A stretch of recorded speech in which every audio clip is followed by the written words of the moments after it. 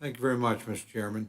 We're here again on yet another additional item, H.R. 7790, the Infant Formula Supplemental Appropriations Act.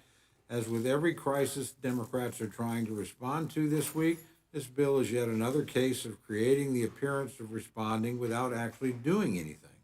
And I, for one, am frustrated. While it's clear that I personally have no use for baby formula and haven't for a rather long time, the issue is too important to just put forward a political messaging bill. Real lives are at stake. Instead of agreeing to real bipartisan solutions to address this issue facing constituents in every congressional district, the majority thinks giving another $28 million to the FDA is the solution. Give me a break.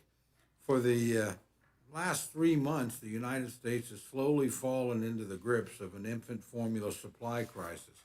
At present, reports indicate that more than 40% of the formula is out of stock across the country. This is especially apparent with specialty formulas, which are becoming much more difficult to find. As parents become increasingly desperate to find formula to feed their babies, we are hearing more and more stories of people driving hundreds of miles over many long hours on the mere rumor of finding formula.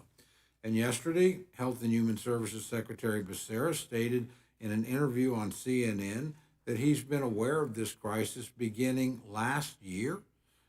If this is accurate, we had ample opportunity to address this before it became a life and death situation for so many people.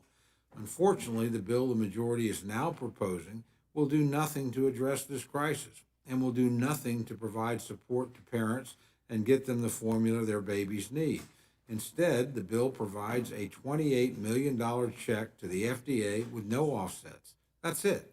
No idea what they will do with it, no idea how it will help, no solutions or path to success at all.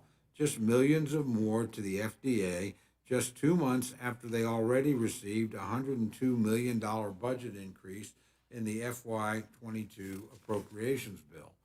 There are many things that could be done that this bill does not do.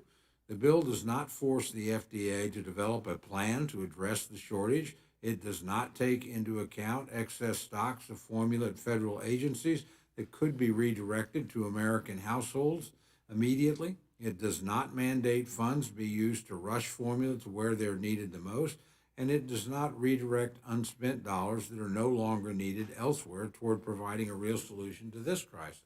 All in all, it's a sorry state of affairs. This could be and should have been a bipartisan bill, but instead, the Speaker and the majority decided to go it alone to make it look like they were doing something about this crisis without actually doing anything. And sadly, that continues to be the majority's modus operandi this entire week, as it has been this entire Congress. I hope the House will do the right thing, reject this measure, and send a clear message to the Speaker that the American people demand real bipartisan solutions. On a crisis this important and this critical, the American people deserve more than a talking point. They deserve something real. I yield back.